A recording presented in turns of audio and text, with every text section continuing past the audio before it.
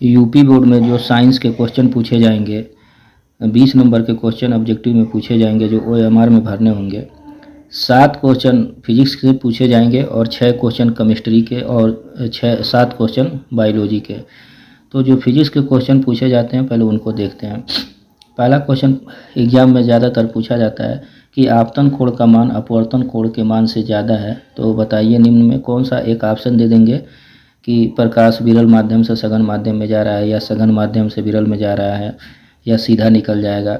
जब मान लीजिए ये एक रेफरेंस लाइन है, अगर विरल माध्यम होगा तो ये अभिलंब है, ये वाला कोण ज़्यादा होता है, और अगर सघन माध्यम है तो ये जो नीचे वाला जो कोण है ये कम होगा। ये प्रकाश की किरण आ रही है तो ये आपतन कोण है, और ये टकरा करके दूसरे माध्यम में चली गई तो ये अपवर्तन कोण है। तो क्वेश्चन पूछा गया है आपतन कोण का मान अपवर्तन कोण के मान से ज़्यादा है, तो निम्न में सही है।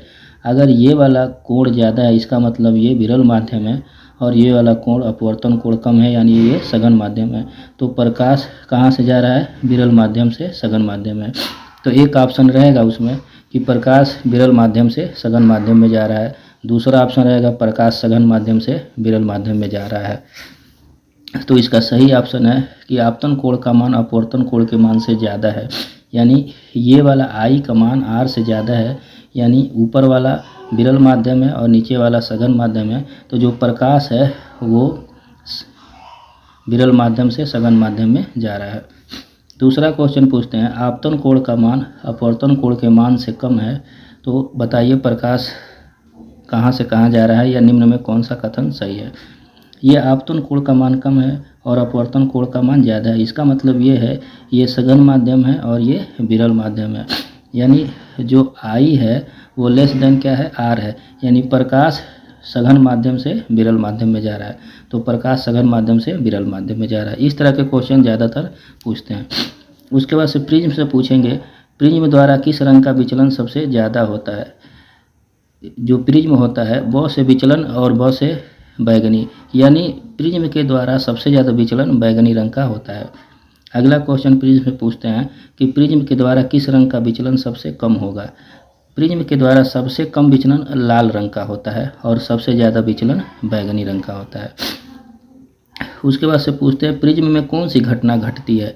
जो प्रिज्म होता है, मान लीजिए ये एक प्रिज्म है और यहाँ से कोई लाइट गई और ऐसे चली गई, रिफ्लेक्ट होकर के जाना चाहिए सीधे यहाँ पे, अगर ये प्रिज्म नहीं रहता तो, पर रिफ्लेक्ट होकर के इधर चली गई।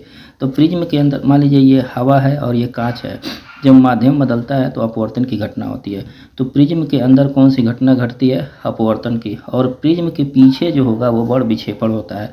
और अगर ऑप्शन में आ गया कि प्रिज्म के द्वारा अपवर्तन की घटना घटती है और बड़ विक्षेपण की, तो दोनों ऑप्शन जो सही रहेगा, एक ऑप्शन में देंगे आपको अपवर्तन और बड़ विक्षेपण दोनों की घटना घटती है, तो आपको दोनों पे लगाना है।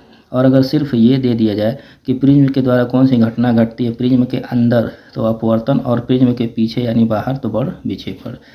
उसके बाद से ये क्वेश्चन पूछते हैं फोकस दूरी और वक्रता त्रिज्या में क्या संबंध है। तो फोकस दूरी जो होगी वक्रता त्रिज्या फोकस दूरी का दोगुना होता है। इस तरह का भी लिख सकते हैं, या लिख देंगे F equal to R/2। F क्या है? फोकस दूरी है, R वक्रता त्रिज्या है, तो F इक्वल टू R/2 होता है। इस पे ऑब्जेक्टिव क्वेश्चन भी बनाएंगे, बोलेंगे वक्रता त्रिज्या 30 सेंटीमीटर है, तो बताइए फोकस दूरी क्या होगी। मान लीजिए अगर वक्रता त्रिज्या 30 सेंटीमीटर, इसमें 2 से भाग दे देंगे तो क्या हो जाएगा? 15 सेंटीमीटर। यानी वक्रता त्रिज्या अगर 30 सेंटीमीटर हो तो फोकस दूरी क्या हो जाएगी? 15 सेंटीमीटर। उलट के पूछ लेंगे अगर फोकस दूरी 15 सेंटीमीटर है तो वक्रता त्रिज्या क्या बताइए, तो इसमें 2 से गुणा कर देंगे यानी 30 सेंटीमीटर। इस पे क्वेश्चन ज़्यादातर बना करके पूछते हैं। अगला क्वेश्चन पूछते हैं एक माध्यम से दूसरे माध्यम में जब प्रकाश जाता है तो क्या नहीं बदलता है। जब एक माध्यम से दूसरे माध्यम में प्रकाश जाता है तो आवृत्ति नहीं बदलती है, तरंगदैर्घ्य बदल जाता है और उसका वेग बदल जाता है, पर एक माध्यम से दूसरे माध्यम में जाने पर आवृत्ति नहीं बदलती है। ये भी क्वेश्चन बहुत ज़्यादा बार पूछा जाता है। उसके बाद पूछते हैं किस रंग का तरंगदैर्घ्य सबसे कम होता है। जो बैगनी रंग होता है उसका तरंगदैर्घ्य सबसे कम होगा, और अगला पूछते हैं किस रंग का तरंगदैर्ध्य सबसे ज़्यादा होता है। लाल रंग का तरंगदैर्ध्य सबसे ज़्यादा होता है। बैगनी रंग का तरंगदैर्ध्य सबसे कम होता है। यही रीज़न है कि बैगनी रंग का बिखराव सबसे ज़्यादा होता है और लाल रंग का तरंगदैर्ध्य सबसे ज़्यादा होता है, इसलिए इसका बिखराव सबसे कम होता है।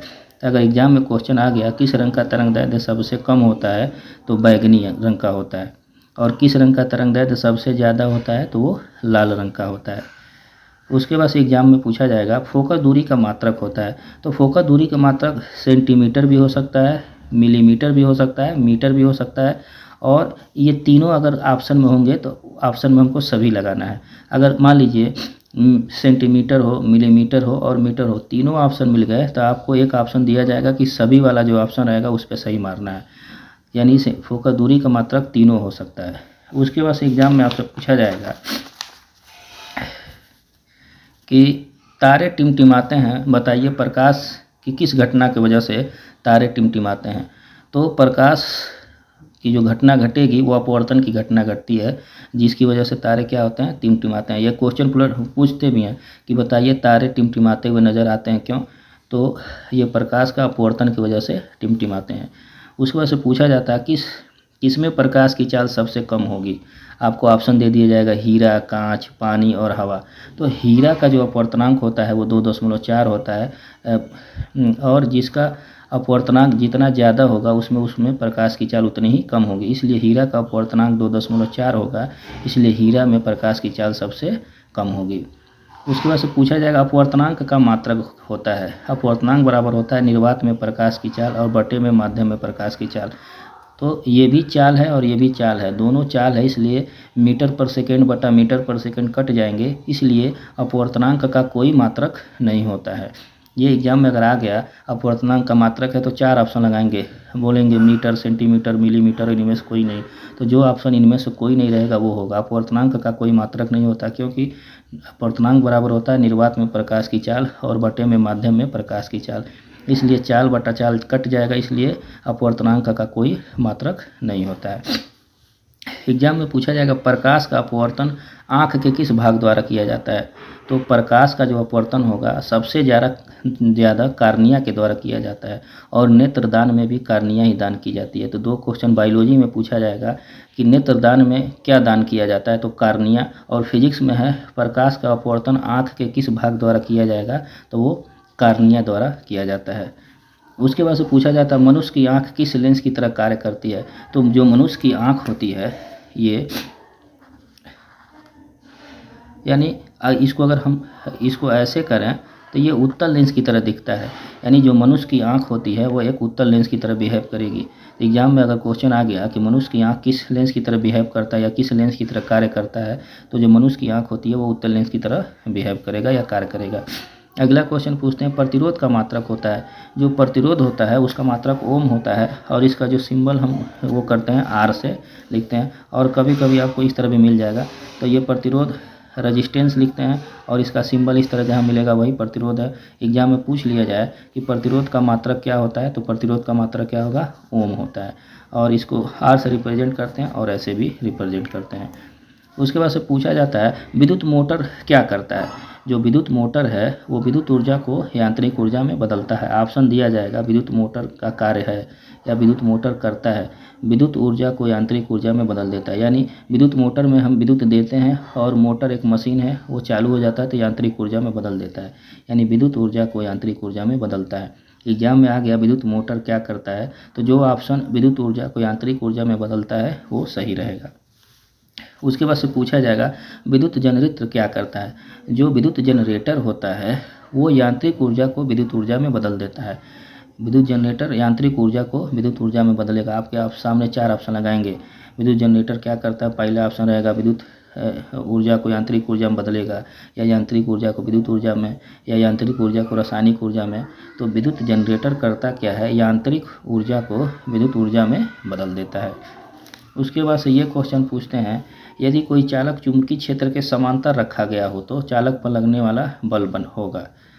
कोई चालक है, मान लीजिए ये एल लंबाई का एक क्या है, चालक है, और ये बी चुंबकीय क्षेत्र में रखा गया है।